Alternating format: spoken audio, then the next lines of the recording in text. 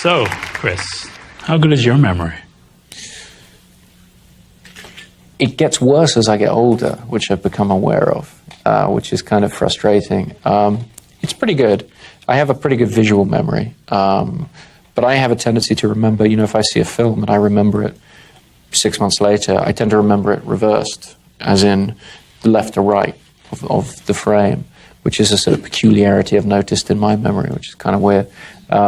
I'm very interested in the process of memory and the way it can be distorted and all the rest. And I know that Guy, the same as me, in going through making the film, we went through an intense process of questioning our own memories and the way it works. And I sort of came out the other side very much less confident of the way my memory worked than before. And then the script and Leonard's systems and the way the plot points come together relating to memory, they are just extrapolations of the way I try and help my short-term memory myself. I write phone numbers in my hand, and I take notes, and I have souvenirs of things, and I use photography and all these different aids to kind of help me live life. And once you start identifying them, you start to realize that your process of memory is not as good as you hoped, and it's much more interpretive than you realized. And one of the things we were trying to do in the film, by putting people as firmly as possible into Leonard's head, we were really trying to make the audience question their own process of memory a little bit, the way we did while we were making the film. It's a movie about an investigator who doesn't know anything. That's a pretty interesting idea. Yeah, I thought so when my brother told it to me. It was based on a short story that my brother Jonah was writing that's just been published in Esquire magazine. And he told it to me about 3 years ago while we were driving from Chicago to Los Angeles. He said, I'm working on this story, and it's about this guy with this condition. He can't make new memories, and he's looking for revenge. He's looking for the guy who killed his wife. And I just thought it was such a fantastic idea, such a way into the film noir genre, a way to kind of reassess some of the over-familiar tropes, really. And, I said to him, well, can I take it and write a screenplay from it while you work on your story, and get it the way you want? And he said yes, which was lucky, because I think it took him as long to finish writing the story as it did for us to finish making the film. But he finished it in the end, and it turned out great. But it's very different from the film. It is very different, but yeah. We talked before about this a little bit, and I think there's a similar sense of desperation in both the script or the movie, I guess, and in his story too. Yeah, I think there's a similar sense of desperation. I think the story represents kind of the point of origin, kind of the backstory for the film in a way. And the other thing that Jonah and I collaborated on that he really created was the website for the film, which is at otnomem.com, which is Memento spelled backwards. And he put this website together that it doesn't really give any information about the film particularly, but it creates a narrative link between the world of his story and the world of the finished film, which I think is kind of interesting. How do you end up describing the film to people who haven't seen it? I mean, what do you say when they say they've heard about it and they want to have you tell them what it is? Sure. Well, I say it's a psychological thriller about a guy who can't make new memories, who's looking for revenge. And the story is told in as subjective a way as we were able to do. We really tried to put the audience into the head of the protagonist and make them experience some of his confusion and uncertainty and paranoia. But it's weird, too, because it's definitely a film with the most unreliable of unreliable narrators. Right. Well, I've always been interested in that particular story element or narrative element, that of the unreliable narrator, particularly when you are given very strongly that narrator's point of view through the film. But to me, it had always been a problem to come up with the appropriate reason for the narrator being unreliable. Because to me, it's never been interesting enough, if the guy is just lying or if he's dreaming or, whatever. But in this idea of my brother's, I found a sort of perfect jumping off point to explore that method of storytelling, that idea of seeing the world through this very distorted point of view of one particular person. How do you prepare for making a movie like this? Do you see movies, other film noirs? You look at Out of the Past or Double Indemnity or something like that just to get yourself sort of centered, or what do you do? No, I try not to be too conscious in my influences, particularly when working with such a specific genre, because I do think the film is a film noir. You know, people sometimes ask me if I think it's a film noir, as if I would take objection to that, but I don't. You know, I'm very comfortable with that.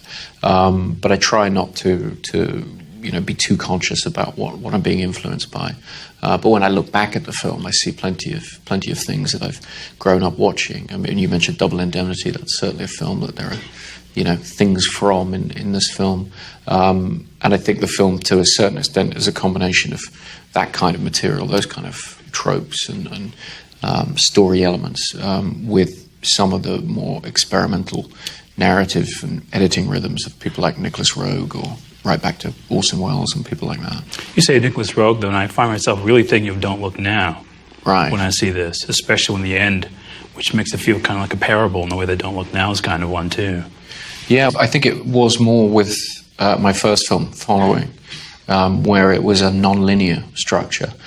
People often refer to Memento as having a non-linear structure, but it isn't. It's very linear, more so than a conventional film. You actually can't remove a scene from the film because each scene depends on its relationship with the preceding scene and the one that follows. It's totally linear. It's just reversed, essentially. So where the element of time and the distortion of time, I think, comes into it is that in really trying to put the audience into Leonard's mindset, you sort of enter into his confusion as to the sequence of events and also as to the overall time period that the film is taking place in. It seems to be a film that's very difficult for people to figure out what the time that's passed over the length of the story, what time period it is, whether it's a couple of days or weeks or whatever. And to me, that was entirely appropriate because when I looked into the real-life condition, that is very much a feature of it in real life. When somebody loses the ability to process information in the conventional way, when they lose the ability to, take the experience, we're having now and then pass that into the long-term memory, they get very bad and in the end cease to be able to estimate time and estimate the time that's passed. So in the story, we make a big feature, of the notion that he does not know how long it is since receiving his head injury, receiving the injury that means that he's stopped making memories, and the point at which we're seeing the story. That's a very indeterminate period of time, which was always very interesting to me. Sounds like kind of a dangerous thing to do too, though. Because if audiences are trying to keep a sense of how much time has passed while he's working this out, it can compound a confusion, potentially. Potentially, but I think that if you look at conventional films, it's actually the sense of time in conventional films is very distorted. I'm just doing it for a particular reason, so it's drawing attention to that fact. But I think in most films, the sense of time is incredibly distorted. You were talking about tropes in films, and there's one that was a big one for maybe, it seems like the entire 50s, which is using an amnesia victim. It's not amnesia. And that's very important. My brother and I, when we first talked about the idea, he made it very clear to me that the reason he was excited about the idea, and I totally shared this, is that it's not amnesia. It's a form of amnesia, but it's different from what we think of as amnesia. And his point was that in an amnesia movie, there are no rules. Anything can be true. Absolutely anything can be true. The protagonist can be anything. He can be, the killer. He can be this. He can be, with no rhyme or reason. It's too easy in a sense. There have been some good amnesia thrillers, but it is a little bit easy. This is a much more controlled space that's blank in the guy's personality. And to me, it's a really interesting area because it's the area between the person you are now and the person you once were. All the objective information that you supposedly define yourself through, your name, where you live, all this sort of stuff, your whole childhood, all that's all accessible to him. But it's the difficulty of reconciling that with his present self. And that seemed to me to be maybe just, for somebody coming up on 30, it just seemed like a kind of interesting arena. It's like, how do you define yourself as a person now? How do you sort of sit there and look at yourself and say, well, how did I get here? And You know, who am I now? And, you know, compared with what I was 15 years ago, for example. It seems an interesting area of the personality to explore, really. But it also means, to some respect, you make this character kind of a blank slate, doesn't it? I mean, he becomes, in effect, the audience surrogate. Yeah, which is one, I mean, very strong element of amnesia thrillers and of this type of, you know, memory loss thriller, because the protagonist is, you know, an immediate figure of identification for the audience, because the audience is, you know, sitting there wanting to find out, you know, what's going on, and here is this figure wanting to find out what's going on, and I think that was one of the things that really drew me to the idea of the film, to the story, because I was very interested in telling a story that was so firmly from the point of view of one individual. And you have to find an actor, too, who's willing to do that kind of thing, who is basically willing to walk around confused for the better part of 2 hours. Yeah, definitely. And Guy was very happy to walk around confused. I mean, when I first met him, he... I can't remember his exact words, but he said that the script had sort of, you know, spoken to something paranoid in his soul or something. And Guy's interesting in that respect, because he worries about his memory.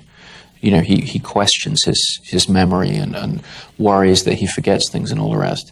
The irony being that he has a fantastic memory. I mean, absolutely fantastic. And, you know, all the while he's making this film about this guy who can't remember anything. I mean, he remembers everything he's done in every setup absolutely perfectly, which was such a help to us, because we had to make the film very fast. We shot the whole thing in 25 and a half days. And part of the reason we were able to do that is because Guy could repeat something he'd done exactly. So all the insert work, you know, all the close-ups of writing notes and this kind of thing, he did all that himself. Now, tell us a little bit what Following is about. And it's a movie you shot over the course of a year, I guess, whenever money would come together. Yeah. Well, Following is it's a no-budget, black and white 16mm film that I made with friends of mine in London. And we were all working full-time when we made it, so we could only shoot 1 day a week. We would get together on Saturdays and shoot this film and shoot sort of 15 minutes of footage every week. And it took about a year of filming to get it all finished. And it's sort of a film noir, I guess you could call it. It's a psychological, I don't know if you'd call it a thriller exactly, but it's the story is this young man who's lonely and on his own in London, where we shot it. And fancies himself a writer. But sort of clearly isn't doing too much writing. And, he takes to following people at random on the streets, you know, picking somebody out of a crowd in the middle of London and following them to see where they go and what they do. And his justification, you know, for doing that is that he's, you know, researching his characters or sort of looking for inspiration for characters. But it becomes clear pretty early on that he's just kind of addicted to it. You know, that kind of extension of his voyeurism has become a powerful draw. And my notion with that narrative was to tell a story that expands in 3 dimensions. The same way that I think we often receive stories in everyday life. The example I like to use is when you're reading a newspaper report. You get the headline, you know, version of the story, you know, man bites dog or whatever, which tells you everything, basically. And then the story is expanding it in all directions, expanding your understanding of the detail. And that's the way the narrative structure of Following worked. What was the response to Following from the... You start getting calls from producers and actors that want to... I mean, did many people get a chance to see it? Yeah, a lot of people saw it just on tape. I mean, we were distributed through Zeitgeist in North America and various other territories in the world. So a lot of people got to see it theatrically and, you know, at festivals. But also, I mean, in industry terms, you know, I was able to send out a lot of tapes and really get it to a lot of people. The nice thing is it's a film that, unlike Memento, actually, it's a film that plays well on tape. Memento is, I think, a much better experience on the big screen, but Following actually plays pretty well on TV, I mean, not least because I shot it in Academy, so it actually fits the format, you know, better and all the rest. You've been to film festivals with both your pictures, with Slam Dance, with Following, then Sundance, with Memento. What's that like, taking the picture to a festival? It's terrifying, first and foremost, particularly the first couple of times you do it. But then with both of those films, we were very lucky. We got good response from audiences. And the great thing about film festivals is that you have an audience who's really looking for something different and looking for something different from the mainstream. And they come to your film at the festivals I've been to. The audiences come to your film to enjoy what you're doing. They're really giving you the benefit of the doubt as an audience, which is a wonderful thing. And it's very enjoyable as a filmmaker to experience screening a film to an audience like that. It can be a pretty rarefied world, obviously, because they come as real film lovers and maybe not as skeptical or jaundiced. You have to win them over less, I guess is what I'm asking. Is that true? No, I think that is true, at least to begin with, in terms of they enter into the film, from the first frame, with a willingness to sort of go where you're going to take them and not be too sort of judgmental. Having said which, if you're screening at the end of the festival, you very often are screening for an audience of people who've seen, 15 films in the last 10 days, and they have a very sort of weary approach and sort of sit there kind of like, okay, here we go, is there going to be something in this? But I mean, overall, my experience of festivals has been wonderful. Just really interested audiences, and that's great. Congratulations on a compelling and challenging film. I'm interested about the way you work on the set. I mean, obviously storyboard and script and editing is essential to this film, but walking the actors through this complex atmosphere you've created seems key to the film's success. And I hear when you're on the set working with an actor, you are working right next to the lens of the camera and not where most directors are doing these days, behind a monitor.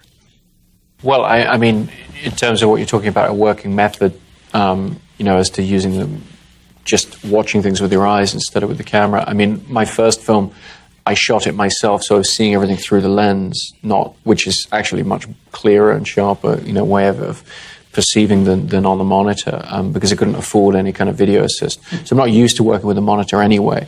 And then when we came to shoot Memento, I was very lucky to find a director of photography, Wally Pfister, who's also a fantastic camera operator. So the purpose of looking at the monitor really, for me, is simply to check framings, because I'm not doing the camera myself. And the first take I watched Wally do, it's very clear that he's a much better cameraman than I am. So I didn't have to worry about that. I think if you're making the film for the big screen, and we shot this film in CinemaScope, and it has a very clear image, and you project it very big, you see so much more in that image than you're ever going to see on a monitor. So it's an appalling way of trying to gauge acting, any kind of subtleties. Well, and maybe they're comfortable doing that. I mean, everybody's working method is different, but for me, I don't like to look at the monitor because the image is not expressive enough. I mean, it's not clear enough. You really need to be by the camera watching the performer. And I don't like to use the headsets either because the sound is heavily compressed and it doesn't, you don't get as much of the voice as you're going to get when you see it in the theater. So for me, it's simply the best way of getting an understanding of what you're actually recording of the film. Your distributor must love you because people are going to have to see this 2 or 3 times. I know I want to see it again. I mean, did you actually think about that? Do you think people are going to grasp everything that? How cynical are you? No, I definitely thought about that, but not for the purpose of trying to sell more tickets, because I think that would be a pretty stupid way of going about it. But but I love films that you can come back to a second time or even a third time and get a slightly different experience.